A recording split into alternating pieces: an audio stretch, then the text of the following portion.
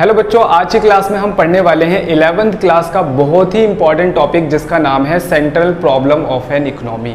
तो आज central problem के बारे में सारी चीज़ें बताऊंगा और साथ साथ बताऊंगा कि हर सेंट्रल प्रॉब्लम का इकोनॉमी के अंदर क्या सॉल्यूशन होता है। तो सारे बच्चों को बता दूं 11th class chapter number 1 micro economics का चल रहा है। इस फर्स्ट चैप्टर के अंदर मैंने आपको ऑलरेडी 4 वीडियोस आपके लिए बना रखी है जिसमें मैंने इस चैप्टर के और भी छोटे छोटे कंसेप्ट्स को कंप्लीट करवाया है। आज मैं आपको पढ़ाने वाला हूं इसका पार्ट नंबर 5 जिसके अंदर मैं आपको करवाने वाला हूं सेंट्रल प्रॉब्लम ऑफ इकोनॉमी। बहुत ही इंपॉर्टेंट कंसेप्ट है पूरी 11th क्लास के लिए, क्योंकि आपने ये वाला जो कंसेप्ट है जब आप अच्छे से समझोगे तो आगे की जो चीज़ें हैं वो आपके लिए और भी आसान होने वाली है। तो सबसे पहले बच्चों समझते हैं मीनिंग ऑफ सेंट्रल प्रॉब्लम। ये सेंट्रल प्रॉब्लम का मतलब क्या होता है? It means allocation of resources. Allocation का मतलब होता है बच्चों बंटवारा करना। हमारी इकोनॉमी के अंदर जो रिसोर्सेज हैं उस पे हमारे देश के अंदर जितनी भी कम्युनिटी रहते हैं, जितने भी लोग रहते हैं, सारे लोगों का बराबर अधिकार है। तो उन रिसोर्सेज को किस तरीके से गवर्नमेंट यूज़ करे और उसका डिस्ट्रीब्यूशन सारे लोगों को करे और किस टेक्निक के साथ प्रोडक्शन करे, उसी को हम कहते हैं सेंट्रल प्रॉब्लम। तो सिंपल सा मतलब it means allocation of resources. बात समझ में आ गई? अलोकेशन ऑफ रिसोर्सेज को ही सेंट्रल प्रॉब्लम कहा जाता है। एक बहुत ही इंपॉर्टेंट नोट लिखा हुआ है, सारे बच्चे ध्यान से समझना। Rich, poor, developed, under developed and developing. यहाँ पर लिखा है कि चाहे वो रिच इकोनॉमी हो, चाहे वो पुअर इकोनॉमी हो, चाहे वो डेवलप्ड हो, चाहे वो अंडर डेवलप्ड हो, चाहे वो डेवलपिंग कंट्री हो। रिच मतलब जैसे अमेरिका की जो इकोनॉमी है वो रिच है, जबकि बांग्लादेश की क्या है? पुअर है। डेवलप्ड जैसे जर्मनी, इटली, फ्रांस, ये सब क्या है? एक डेवलपिंग इकोनॉमी है। अंडर डेवलप्ड जैसे कि भूटान हो गया, नेपाल हो गया। डेवलपिंग जैसे कि इंडिया हो गया, चाइना हो गया। सारी economy, every economy faces 3 central problem. कह रहा है कि दुनिया के अंदर जितनी भी इकोनॉमी है उन्हें 3 टाइप्स की सेंट्रल प्रॉब्लम्स फेस करनी पड़ती है। वो क्या है? What to produce, how to produce and for whom to produce. दुनिया के अंदर सारी इकोनॉमी को 3 टाइप्स की सेंट्रल प्रॉब्लम फेस करनी पड़ती है। बच्चों फर्स्ट सेंट्रल प्रॉब्लम है हमारी व्हाट टू प्रोड्यूस। सारी इकोनॉमी के लिए 3 ही सेंट्रल प्रॉब्लम होती है, जिनमें फर्स्ट प्रॉब्लम यही होती है व्हाट टू प्रोड्यूस, यानी कि क्या प्रोडक्शन करे। तो ध्यान से समझना, अगर ये पॉइंट समझ लिए तो इसका मतलब ये बातें आपको समझ में आ जाएंगी। सारे पॉइंट को केयरफुली समझना है। This problem is selection of goods and services to be produce and the quantity to be produce. कह रहा है कि हर इकोनॉमी को ये सिलेक्ट करना पड़ता है कि वो अपने अवेलेबल रिसोर्सेज से किन गुड्स और किन सर्विसेज का प्रोडक्शन करे और कितनी क्वांटिटी में प्रोडक्शन करे। ठीक है, क्यों करना पड़ता है ऐसा? Every economy has limited resources, क्योंकि रिसोर्सेज कैसे हैं? लिमिटेड है। दस can't produce all the goods, और एक टाइम पर सारे गुड्स का प्रोडक्शन ज़्यादा मात्रा में करना संभव नहीं है। एग्जाम्पल के लिए आपको मैं समझाता हूँ। देखो हमारे इंडिया का वॉर हो गया किसी भी देश के साथ, जैसे हमारी लड़ाई अक्सर चलती रहती है चाइना से। ठीक है, तो मैं चाइना के ऊपर ही एग्जाम्पल ले लेता हूँ। हमारी इंडिया की वॉर हो गई भाई किसके साथ? चाइना के साथ, और वॉर बहुत खतरनाक वॉर हो गई।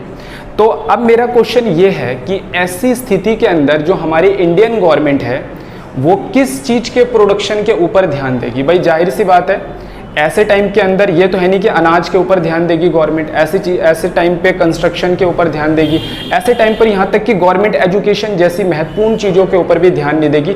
गवर्नमेंट का सारा ध्यान किसकी तरफ चला जाएगा? वॉर की तरफ चला जाएगा कि कैसे आर्मी वालों को ज़्यादा टैंक देने हैं, कैसे उनको ज़्यादा हथियार देने हैं, कैसे उनको ज़्यादा बंकर्स अवेलेबल करवाने हैं, कैसे उनको ज़्यादा जो है प्लेन, जो लड़ाकू प्लेन्स हैं वो अवेलेबल करवाने हैं ताकि वो वॉर को जीत पाए और उनको टक्कर दे पाए।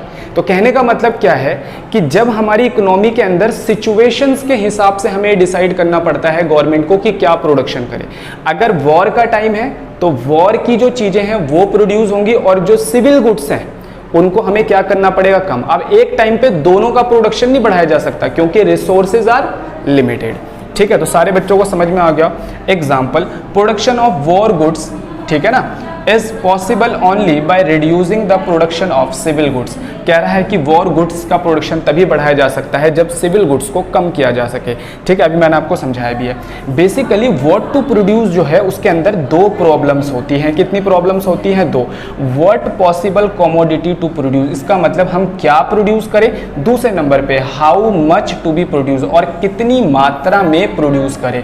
ठीक है, तो व्हाट टू प्रोड्यूस में बेसिकली उसके अंदर भी दो, हम बोल सकते हैं उसके अंदर भी दो प्रॉब्लम है, क्या प्रोड्यूस करें और कितनी मात्रा में, कितनी क्वांटिटी में प्रोड्यूस करें। लास्ट में हम समझने वाले हैं बच्चों व्हाट टू प्रोड्यूस का सॉल्यूशन क्या है। व्हाट टू प्रोड्यूस का सॉल्यूशन का मतलब कोई इकोनॉमी या कोई गवर्नमेंट ये कैसे डिसाइड कर पाती है कि हमें किस चीज़ का प्रोडक्शन और कितनी मात्रा में करना चाहिए। देखो इसका सिंपल सा लॉजिक ये है कि गवर्नमेंट अपने अवेलेबल रिसोर्सेज से लोगों की ज़रूरतों को देखती है और देखने के बाद ये कोशिश करती है, इतना प्रोडक्शन करने की कोशिश करती है ताकि सारे लोगों की जो वांट्स है वो मैक्सिमम सेटिस्फाई हो जाए। एक एग्जांपल के लिए मैं आपको समझाता हूँ। अगर देश में जैसे वॉर हो रहा था तो वॉर के टाइम पे तो आर्मी के लिए प्रोडक्शन ज़्यादा करना है और सिविल गुड्स का प्रोडक्शन थोड़ा सा कम करना है। लेकिन अगर वॉर ठंडा हो जाएगा तो ऐसा नहीं है कि गवर्नमेंट जो है वही वॉर के जो गुड्स है उन्हीं के ऊपर प्रोडक्शन करती रहेगी। फिर क्या करेगी गवर्नमेंट? सिविल गुड्स जो है उनके ऊपर ध्यान देगी जब वॉर ठंडा हो जाएगा। तो इस तरीके से गवर्नमेंट डिसाइड करती है production in a manner which gives maximum aggregate satisfaction. बात समझ में आ गई होगी सारे बच्चों को। व्हाट टू प्रोड्यूस आया, ये सारे पॉइंट याद रखने ही पड़ेंगे। एमसीक्यू में आ सकता है, फिल इन द ब्लैंक्स में आ सकता है और 3 मार्क्स 4 मार्क्स में तो इंडिविजुअल पॉइंट पे क्वेश्चन आ सकता है। तो आपको ये सारी लाइन याद होनी चाहिए, ये सारी बातें आप वहाँ पर लिख कर आओगे। सेकंड नंबर पे बच्चों हम समझने वाले हैं हमारा हाउ टू प्रोड्यूस का मतलब क्या होता है। सबसे फर्स्ट नंबर की बात है कि हमारी इकोनॉमी के पास जो रिसोर्सेज होते हैं वो लिमिटेड होती है। हर इकोनॉमी, हर गवर्नमेंट ये कोशिश करती है कि वो अपने लिमिटेड रिसोर्सेज को कम से कम वेस्ट करे और अच्छी से अच्छी टेक्निक इस्तेमाल करके ज़्यादा से ज़्यादा गुड्स और सर्विसेज का प्रोडक्शन करे जो कम से कम कॉस्ट पे प्रोड्यूस किया जा सके। हर इकोनॉमी की ये कोशिश रहती है। इसलिए हर इकोनॉमी को ये डिसाइड करना पड़ता है हाउ टू प्रोड्यूस, यानी कि वो किस टेक्निक के साथ प्रोडक्शन करे। This problem refer to selection of technique to be used for production of goods and services. ठीक है, तो फर्स्ट नंबर की बात आपको समझ में आ गई। सेकंड पॉइंट है बच्चों, generally technique are classified labour intensive technique और कैपिटल इंटेंसिव टेक्निक। तो हम बोल सकते हैं प्रोडक्शन करने की दो टेक्निक होती है हमारे पास। फर्स्ट होती है हमारी लेबर इंटेंसिव और सेकंड होती है capital intensive. Labour intensive technique जो होता है वो उन कंट्रीज़ के लिए अच्छा होता है जिनकी पॉपुलेशन काफ़ी ज़्यादा है। जैसे इंडिया की बात करें, हम चाइना की बात करें, बांग्लादेश की बात करें, पाकिस्तान की बात करें, तो इन कंट्रीज़ के लिए क्योंकि इनकी पॉपुलेशन ज़्यादा है तो वो बेहतर टेक्निक की जगह ज़्यादा लेबर यूज़ करके अपना प्रोडक्शन कर सकते हैं। जबकि दूसरी तरफ हम अमेरिका की बात करें, जर्मनी की बात करें, ऑस्ट्रेलिया की बात करें, फ्रांस की बात करें, तो इन देशों के अंदर पॉपुलेशन काफ़ी कम है, यानी कि इनके पास लेबर फोर्स कम है। तो वो क्या करते हैं, ऐसी मशीनरीज, ऐसी टेक्निक्स यूज़ करते हैं जिससे उनको लेबर फोर्स की ज़रूरत कम हो। ठीक है, तो याद रखना है हमारी इंडिया के लिए कौन सा अच्छा है, लेबर इंटेंसिव जिसमें लोग ज़्यादा होते हैं, और फ्रांस, यूएसए जैसी कंट्रीज़ के लिए कैपिटल इंटेंसिव अच्छी रहती है, यानी वो मशीनरीज वगैरह का ज़्यादा इस्तेमाल करते हैं ताकि उनको लेबर की ज़रूरत कम पड़े। ठीक है, in India labour intensive technique is preferred due to large number of labor force, whereas the countries like England, USA, Germany preferred capital intensive technique due to shortage of labor। तो ये बात आपको समझ में आ गई होगी। अभी एग्जांपल देके समझाया। Use technique is such a manner so that maximum output produce. अब इसका रिजल्ट क्या है, हमें कैसे प्रोडक्शन करना चाहिए, हमें इस तरीके से प्रोडक्शन करना चाहिए, उस टेक्निक के साथ प्रोडक्शन करना चाहिए जिससे मैक्सिमम आउटपुट का प्रोडक्शन किया जा सके अवेलेबल रिसोर्सेज पर, और उसकी कॉस्ट भी कैसी आ जाए, मिनिमम कॉस्ट आ जाए, using least possible square resources. हम अपने रिसोर्सेज का इस्तेमाल इस तरीके से करें, इस टेक्निक से हम उसका प्रोडक्शन करें अपने रिसोर्सेज से, जिससे हम मैक्सिमम आउटपुट प्रोड्यूस कर पाए और कॉस्ट भी कैसी आ जाए, मिनिमम आ जाए। तो ये इसका सॉल्यूशन है। अब देखो ऐसा बिल्कुल नहीं है कि कोई भी कंट्री सिर्फ एक को ही सिलेक्ट कर लेती है। कई कंट्रीज़ के अंदर लेबर इंटेंसिव और कैपिटल इंटेंसिव को मिला जुला कर इस्तेमाल किया जाता है, ठीक है। तो हर कंट्री को ये सिलेक्ट करना होता है कि वो कितनी मात्रा में लेबर इंटेंसिव को प्रीफर करें और कितनी मात्रा में कैपिटल इंटेंसिव को प्रीफर करें, ठीक है। तो ये बात आप अच्छी तरीके से याद रखना। अगले नंबर पे है for whom to produce. For whom to produce का मतलब होता है कि हमारी इकोनॉमी के अंदर गवर्नमेंट किन लोगों के लिए प्रोडक्शन करे। देखो, हमारी इकोनॉमी के अंदर दो सोसाइटी रहती है, एक रिच और दूसरी है पुअर। तो गवर्नमेंट क्या करती है, ज़्यादा से ज़्यादा प्रोडक्शन करने की कोशिश करती है पुअर के लिए। लेकिन बच्चों, इसके अंदर भी दिक्कत है।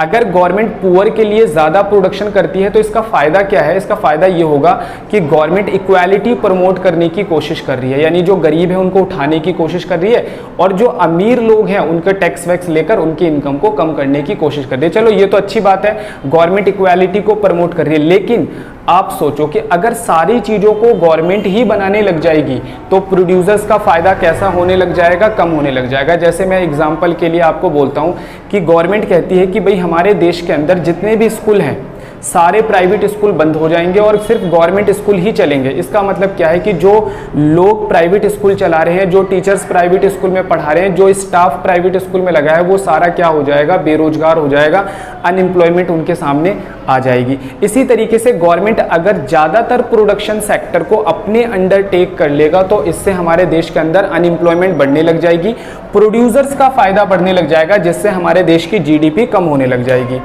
By the limited resources an economy can't produce goods for all section of society। कह रहा है कि सबके लिए एक बार में बहुत सारा गुड्स प्रोड्यूस करना मुश्किल है क्योंकि रिसोर्सेज लिमिटेड है। Two section of the society, rich और poor. If we produce more goods for the poor, लेकिन दिक्कत है अगर हम मोर गुड्स पुअर के लिए प्रोड्यूस करते हैं, it means promote the social justice. ये सोशल जस्टिस को तो प्रमोट करता है और रिड्यूस इनक्वालिटी, इनक्वालिटी को भी कम कर देता है। बट हिडन कॉस्ट इज, कह रहा है कि लेकिन इसकी हिडन कॉस्ट क्या है? Profit of producer would remain law which decrease investment and GDP of country. ठीक है, तो आज की क्लास के अंदर बच्चों मैंने आपको समझाया कि सेंट्रल प्रॉब्लम क्या होता है और सेंट्रल प्रॉब्लम के अंदर क्या क्या बातें आती हैं। आप इन सारे पॉइंट्स को नोट कर लेना, ठीक है। जैसे मैंने आपको पॉइंट टू पॉइंट बताया है, सारे पॉइंट्स आपको पता होने चाहिए और समझ में आनी चाहिए सारी बातें कि ये क्या बातें हैं, क्योंकि इनके ऊपर एक एक नंबर के क्वेश्चन बीच बीच में से आते हैं, किसी भी पॉइंट में से उठकर फिल इन द ब्लैंक्स की फॉर्म में क्वेश्चन आते हैं। और 3 मार्क्स का जब क्वेश्चन आता है तब तो वो इंडिविजुअल पॉइंट के ऊपर ही क्वेश्चन आ जाता है।